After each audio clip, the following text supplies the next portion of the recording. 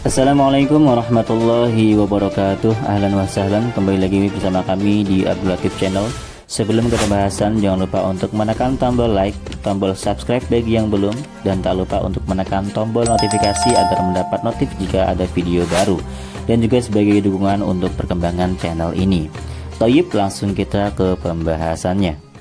Assalamualaikum warahmatullahi wabarakatuh. Bismillahirrahmanirrahim. Alhamdulillahirabbil alamin wassalatu wassalamu ala asyrafil anbiya'i wal mursalin habibi rabbil alamin imamil muttaqin sayyidina wa nabiyyina wa maulana Muhammadin sallallahu alaihi wa ala alihi wa ashabihi wa sallama tasliman katsira, amma ba'du. Teman-teman semua, kita kembali lagi di kajian kitab Alfiyah Ibnu Malik. Kita sudah sampai pada bait ke-239 yang menjelaskan tentang fa'il dan maf'ul ya. Bagaimana ketika terjadi sebuah kerancuan, maka fa'il itu harus didahulukan dari maf'ulnya. Di bait sebelumnya kita sudah mengetahui bahwasanya pada dasarnya fa'il itu didahulukan atas maf'ul dan maf'ul diakhirkan atas fa'il. Namun bisa kita tukar, maf'ul bisa didahulukan dan fa'il bisa diakhirkan. Tapi jika terjadi kerancuan, maka tidak boleh demikian. Fa'il harus didahulukan dan maf'ulnya harus diakhirkan. Nah, di bait ini kita akan mempelajari itu. Silakan simak sampai akhir. Kita akan baca baitnya dan juga syarah Ibnu Aqil. Jangan lupa untuk subscribe dan bagikan video ini ke teman-teman Anda yang sedang belajar kitab Alfiyah Ibnu Malik. Jika ada pertanyaan, silakan tanyakan di kolom komentar ya. Anda bisa menyimaknya di file PDF 27. Bismillahirrahmanirrahim. Wa akhiril maf'ula illa bsun hudir au udmiral fa'ilu ghairu munhasir. Wa akhiril maf'ula illa bsun hudir au udmiral fa'ilu ghairu munhasir. Wa akhiri. Nah, biasanya kalau ada ini kan isim fi'il amar ya, wa akhir harusnya. Tapi karena ada dua sukun bertemu yaitu huruf ro dan lam sukun di sini, maka ro ini ya yang awalnya sukun dia diberikan harokat yang paling ringan. Harakat yang paling ringan itu adalah kasroh, maka di sini dia dikasrohkan. Wa akhiril maf'ulah begitu. Jadi jangan wa akhir. Nggak bisa dibaca kalau disukunkan semua, karena ini sukun jadi nggak bisa dibaca, maka harus didatangkan yang namanya kasrah. Wa akhiril maf'ula, wa akhir dan akhirkanlah al maf'ula terhadap maf'ul illa bsun hudira, in hudira apabila dikhawatirkan, apalah bsun kerancuan. Jadi maf'ul itu harus diakhirkan kalau misalkan terjadi kerancuan, takut terjadi kerancuan. Au udmiral fa'ilu, atau jika didomirkan apa al-fa'il fa'il ghairu munhasirin, halnya tanpa diringkas, tanpa dihasr, tanpa dibatasi gitu. Jadi maf'ul itu wajib diakhirkan. Di sini diterangkan ketika dua hal. Yang pertama ketika dikhawatirkan terjadi kerancuan atau labesun atau iltibasun, sama saja. Dan yang kedua jika wajib diakhirkan juga, yang kedua ketika fa'ilnya itu berupa isim domir yang tidak dimahsur, tidak diringkas. Seperti apa mahsurnya? Nah, nanti kita akan lihat di syarahnya ya. Nah, sekarang kita akan baca syarah Ibnu Aqil. Bismillahirrahmanirrahim. Yajibu taqdimul fa'ili 'alal maf'uli. Wajib mendahulukan fa'il dari atau atas maf'ulnya. Idza khifa iltibasu ahadihima bil akhiri, apabila dikhawatirkan terjadi keserupaan salah satunya dengan yang lainnya. Jadi apabila rancu nih mana fa'il mana fi'il, wajib fa'il itu didahulukan atas maf'ul jika dikhawatirkan terjadi kerancuan mana fa'il dan mana fi'ilnya begitu. Kama idza khafiya al-i'rabu fihima, sebagaimana apabila samar i'rab pada fi'il maupun pada fa'il dan maf'ul pada keduanya. Walam tujad qarinatun, dan tidak ditemukan konteks, suatu konteks tubayyinul fa'ila minal maf'ul, yang menjelaskan mana fa'il dari mana dan mana maf'ulnya. Jadi kalau nggak ada konteks yang bisa menjelaskan mana maf'ul dan mana fa'il, i'rabnya juga nggak jelas ya, maka di situ harus akhirkan maf'ulnya. Inilah yang disebut dengan iltibas ya.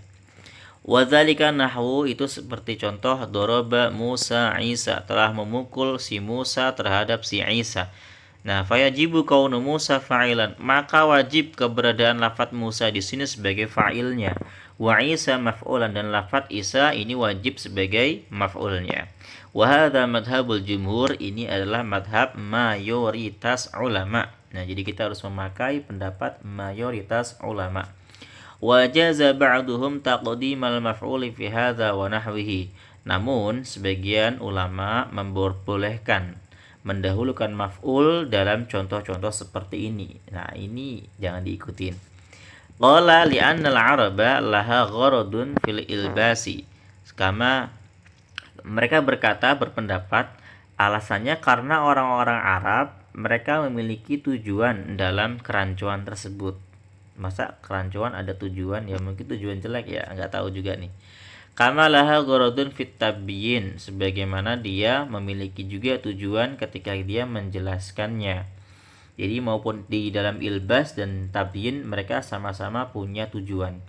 Tapi kita ikut jumhur saja. Jadi kalau ada dua fa'il dan maf'ul itu tidak jelas i'rabnya, mana rafa mana nasab, ya, tidak jelas mana maf'il mana maf'ul, maka kita jadikan lafadz pertama sebagai fa'il sedangkan yang diakhirkan sebagai maf'ul, itu jumhur ulama.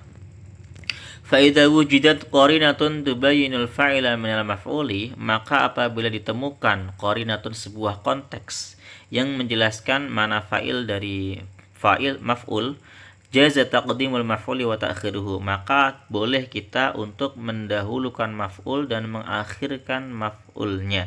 Jadi boleh kalau misalkan ada konteks yang jelas yang bisa menjelaskan mana fa'il dan mana maf'ul sehingga tidak terjadi kerancuan, maka boleh kita mendahulukan maf'ul maupun mengakhirkan maf'ulnya. Fataqulu, maka kamu bisa mengatakan akala Musa al-kimmasra, telah memakan siapa Musa? Musa al-kimmasra terhadap makanan. Juga wa akala al-kimmasra Musa, telah memakan al-kimmasra terhadap makanan siapa? Musa. Musa. Walaupun di sini i'rabnya tidak jelas ya, tidak jelas mana rafa mana nasab karena sama-sama isim maksur. Namun di sini bisa kita ambil konteks bahwa Musa ini manusia, al-kimmasra ini makanan.